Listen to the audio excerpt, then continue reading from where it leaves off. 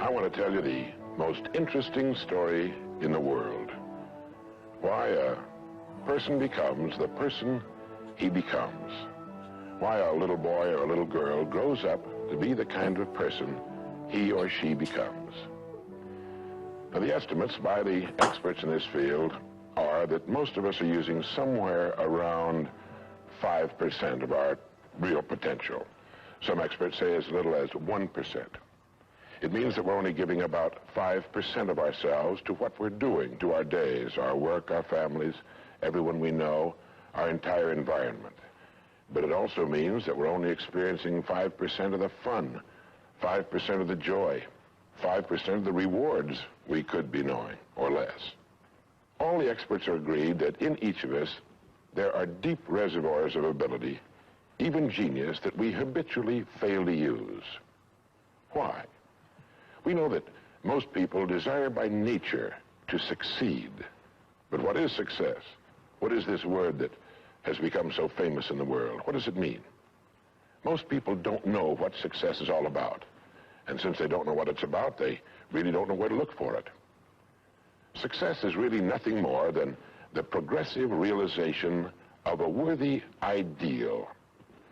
This means that any person who knows what he's doing and where he's going is a success. Any person with a goal toward which he's working is a successful person.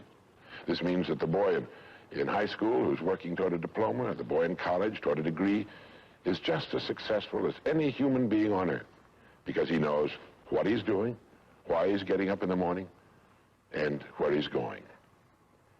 But conversely, if a person doesn't know what he's working toward, what it is he wants, doesn't have a goal toward which he's working, then he must, at least by this definition, be called unsuccessful. Why isn't then, with this simple definition, why isn't everyone successful? Should be easy. Yet surveys indicate that 19 out of 20, 95% at least, are not. In fact, a survey one time asked thousands of working men why they got up in the morning and went to work, and 19 out of 20 didn't know. 19 out of 20 working people didn't have the foggiest notion of why they got up in the morning and went to work. Under closer questioning, they said, well, everybody works. Well, that would be a good reason to quit. In fact, here's a little rule of thumb you might want to remember. Whatever the great majority is doing under any given circumstance, if you do exactly the opposite, you'll probably never make another mistake as long as you live. Just something to keep in the back of your mind. The problem with most people is that they're playing the world's most unrewarding game. And the name of the game is follow the follower. There's a story about a small town in which there was a jewelry store, and like all jewelry stores, or most jewelry stores at least, he had a big clock in his window. And every morning for years, he'd noticed a working man stop, adjust his pocket watch to the same time as the clock in the window. He'd been doing this for many years, and one morning the jeweler was out in front sweeping a sidewalk, and so he asked the man, he said, tell me, why do you adjust your watch to my big clock every morning? I've noticed you doing that for years. The man said, well, I'm the foreman down at the big plant. He said, I want to make sure my watch is correct because I blow the quitting whistle every night at 5 o'clock. The jeweler looked at him rather strangely for a minute. He said, well, that's funny. He said, I've been setting that big clock in the window by that quitting whistle all these years. A very logical thing, but they could have been off 6 months. It was a case of a person just going along with what he thought to be correct without checking his references. So I want to suggest that from now on out, at least we do that we check our references and ask ourselves, are the people I'm following going where I want to go? Let me tell you the story of what we might call the average young man in our society. Now, from the time this boy is born, there's only one thing on earth he can do, and that's to begin to think, act, and talk like the people by whom he's surrounded. This is all in the world he can do. But right off the bat, the odds are 95 to 5 that he's thinking, acting, and talking like the wrong group. They're wonderful people. They love him. They'd do anything in the world for him. They want him to succeed. But the odds are 95 to 5 they haven't got the answers he needs if he's to reach fulfillment as a human being, if he's to reach this success that he wants, if he's to reach into these deep reservoirs of ability and genius we know he possesses and draw it out. Well, he starts in school. The most important thing to a little boy in school is to be liked by the other little boys in school. And so at this tender age, he begins to follow other little boys his same age who don't know any more than he knows and who do not necessarily have any capacity for leadership. And he does this in the first grade, and the second, and the third, and the fourth, and the fifth, and the sixth, and the seventh, and the eighth, and year after year after year, he forms himself into a composite average of other little boys his age, trying to be like them, trying to do the only thing in the world that's impossible for a human being to do, which is to be like somebody else. Now, let's say he goes all the way through school, usually goes in the military service. Again, he's caught in a vice-like grip of conformity. Now, let's say he's 25 years old, out of school, out of service. What's he going to do? As a rule, he'll go back to his hometown, unless he's married, in which case he'll go to his wife's hometown. But let's say he goes back to his own hometown, he's single, he doesn't know quite what to do, and he's standing on a corner one morning, and a friend that he knew in school comes up and says, "Hi there, Charlie, what are you doing?" He says, "Nothing." He says, "Why don't you come down and work where I work? It's a pretty good place, the pay's regular, we got all kinds of fringe benefits and so on," and so he does. The odds are about, again, 95 to 5 that his first job is taken as a result of random application. On the job, without thinking about it, the most natural thing in the world for him to do is to look around, see how the other guys are doing their job, and to begin doing his the same way, assuming that what is normal for them is normal for him. No reason for this. He doesn't think about it. He just does it. Now, he has stretching in front of him 50 years or more in the golden age that man has been dreaming of since the days of ancient Greece. What's he going to do with these 50 golden years? Well, let's take a close look at him. We know that he works 40 hours a week, as a rule. 40 hours a week, which leaves him 72 hours a week when he's neither working nor sleeping. 72 free, discretionary hours each week to do with as he pleases. Now, at this point, of course, he's married. He has his little house and his little car. And this is about what he does with his free 72 hours every week. He'll do what the other fellows are doing with their free 72 hours every week, which is virtually nothing at all. On a typical day, he'll quit right on the dot, get in his little car, go to his little house, go in his little kitchen, kiss his little wife, and say, "I'm tired." They've even figured out why he says that. The experts believe that he used to hear his father say that back when men used to get tired working during the day, and he picked it up and he repeats this every night when he gets home. He bolts his little meal and then heads for the living room where he turns on his escape box. Click. Takes 15 or 20 seconds for the screen to light up, a period of time he finds interminable, but he gets through it somehow. Maybe kicks the dog or thumbs through a magazine or something. Then the screen lights up, and he does too a little bit, and there in front of him, he sees people in all kinds of funny old-time costumes, all killing each other at a great rate. One expert has agreed that the average family can see more death and bloodshed and carnage on his television set in a week than Crassus saw when he crucified 6,000 prisoners on the southern road to Rome. But you know how those experts are. He could certainly be off one or two. But he sits there for about 5.5 or 6 hours. 25% of all free time now is spent in front of the tube, according to the latest statistics. Now, there's nothing wrong with this particularly, except that he's watching other people who are earning excellent incomes in the pursuit of their careers, while he doesn't make a nickel, and gets the only two things you can get from watching TV on that kind of a schedule. He gets red eyes and a hollow head. Now, this is not meant to be an indictment of television. I've got a couple of television sets at home, too. I have a couple of cars at home, too, but I don't go home at night and drive around the block for 6 hours. If there's someplace I want to go, fine. My car will take me there. If there's a great program, like a golf match or something like that, I want to see it. But he sits there for 6.5 hours until finally his wife, who's a little more practical than he is, taps him on the shoulder and she said, "Charlie, I think it's about time you went to bed. You've got to get up in the morning and go to work." And he's okay, and he shuts it off. He knows how to do that. He just shuts it off and goes to bed. Next morning he gets up and he does this all over again. He does this every day for 40 years. At the end of 40 years, he's retired, which always kind of catches him by surprise. No one's ever figured that one out either.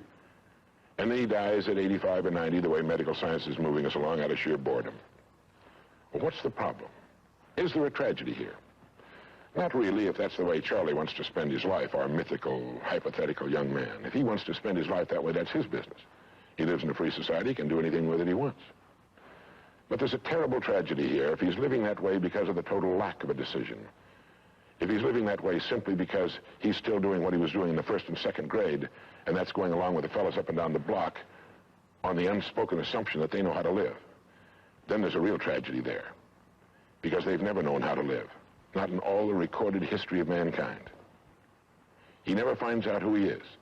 He never reaches into the deep depths of his abilities, his talents. He never learns that he can have just about anything he wants in the world, that he can call his own shots, tell his own fortune. And it's kind of a pity. Well, what's needed? Well, what's needed, I think, is a checklist, like an airplane pilot uses. I think that living successfully is as important as flying an airplane. And here are some of the things that I think should be on that checklist that could help this man live a more meaningful, more interesting, more exciting, more enjoyable life.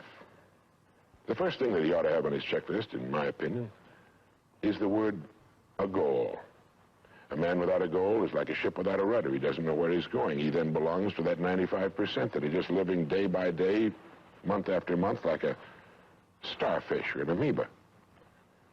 He needs to know where he's going. Back in the early days of navigation, sailors used to see a strange sight in the Antarctic. They'd see a giant iceberg towering high out of the sea, and it would be moving against the wind. The wind would be blowing this way. The great iceberg would be moving right into the teeth of the wind. And this, of course, frightened the sailors whose ships were powered by the wind, until it was discovered that, of course, only a fraction of the great berg was visible, and that its huge, ponderous roots were caught in the great currents of the ocean. And it was being borne purposefully along its way, regardless of the winds and the tides on the surface. Well, this is what a man needs. He needs his roots deep in a great mainstream of his own choosing, and then he'll move along his way, regardless of the winds on the surface of his life or short-term expediency, and he'll get to where he's going. The second word on our checklist might be the word attitude. It's been called the most important word in any language in the world, because it's our attitude toward our world, toward all the people in it, that will determine the world's attitude and all the people's attitude toward us. It's a simple thing. Most of us know it, but we tend to forget it. People will react to us according to our attitude. And our attitude is the greatest gift we can be given. You know, the little creatures of the world were given a wonderful gift by Mother Nature called protective coloring, in which they can blend into their background without being seen. But man was not given this great gift, because man was given an incalculably greater one. Only man has the godlike power to make his surroundings change to fit him, because his environment will change as he changes. A man's environment is a merciless mirror of him as a human being. And if he thinks his environment could stand a little improvement, all he has to do is improve, and his environment will improve to reflect the changing man. Third would be the word think. To think. The highest function of which a human being is capable. It was put pretty well by the great Pulitzer Prize-winning playwright Archibald MacLeish in his great play, The Secret of Freedom, in which he has one of his characters say, "The only thing about a man that is a man is his mind. Everything else you can find in a pig or a horse." It's true. And so if we're going to develop something, this is a good place to start. To think deliberately and with a purpose. To spend a little time each day before a blank sheet of paper with our goal perhaps written at the top, and come up with some fresh, new, and exciting ideas. The next point on our checklist you might call the law of laws. That's what Emerson called it, this great old law of cause and effect. That our rewards in life will always be in exact proportion to our contribution, to our service. We all know this, really. We tell our children in Sunday school that as ye sow, so shall ye reap, but we forget that that's true. If a man is unhappy with his rewards, all in the world he's got to do is find ways of increasing his contribution, his service. It's like the story of the preacher who was driving down a country road, and all of a sudden he came to the most magnificent farm he'd ever seen in his life. It was beautiful. And so he saw the farmer approaching the road on his tractor, and so he hailed him, and he said, "My good man," he said, "God has certainly blessed you with a magnificent farm." And the farmer thought for a moment, and he said, "Yes, you're right, he certainly has. But you should have seen this place when he had it all to himself." And the preacher had his sermon for the next Sunday. He realized that all the farmers up and down that road had been given the same land, but one man had made something great out of it. Well, all of us are given the same land. We're given a human life, and each of us can make something great out of it, too, if we want to. The next point might be simply the word truth. Since everything we do has an equal and opposite reaction, unless what we're doing is based on truth, we're building on sand, and it can't stand. The next point would be R&D, research and development. None of us would want to work for a company or invest our money in a company that didn't have a very viable research and development department. That is, pumping a good percentage of its profits back into research and development because its future depends on it. But so does a man's. And you might ask yourself, how much of your own take-home pay have you spent during the past year for materials calculated to make you smarter this year than you were a year before, calculated to make you a little better, a little bigger as a human being, to perhaps love a little more and hate a little less and do a little better job than you did a year ago. How much money are you pumping back into yourself and your future? It's worth thinking about. And finally, the strangest secret. At the beginning, I said, what makes a child grow up into the human being he becomes? Well, this is the reason for that. Of course, he's the confluence of a genetic pool that goes back for thousands and thousands of years. His environment has an influence on him, of course. But what makes him become the person he becomes is that he becomes what he thinks about most of the time. It's as simple as that. We become what we think about most of the time. And that's the strangest secret. This is why thinking is so vital. This is why a goal is so important.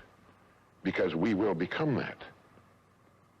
This is why people who set goals achieve them. The trouble with men is not in achieving their goals. They do that. It's in establishing them. Well, that's about it. I think it's good to remember that if we just go along with the crowd, we won't wind up with much more than the wish that we could do it all over again, and as far as we know, you can't. If we want to amount to anything as individuals, we need individual goals, individual thinking, individual actions, and we must never conform to the big group. We must love them, we must help them, we must serve them, because our whole success will depend on our ability to do these things. But never lose our own individuality and our identity by permitting ourselves to become submerged in what has historically proved itself to be little more than a suffocating sea of indirection and purposelessness. If we want to emulate someone, fine, but let's be choosy in whose steps we follow. It's the only life we've got. And remember to think. Imagination is everything, and we can become what we can imagine. If you find yourself getting depressed and down at the mouth, as we all get once in a while, you might want to remember this quotation by Dean Briggs. He said, "Do your work. Not just your work and no more, but a little more for the lavishing's sake. That little more which is worth all the rest. And if you suffer as you must, and if you doubt as you must, do your work. Put your heart into it, and the sky will clear. And then out of your very doubt and suffering will be born the supreme joy of life." Believe it or not, in an age when we've come to nearly deify leisure time, we've almost lost sight of the fact that virtually all our satisfactions and rewards will come not from our leisure, but from our work. And don't forget the strangest secret. We become what we think about.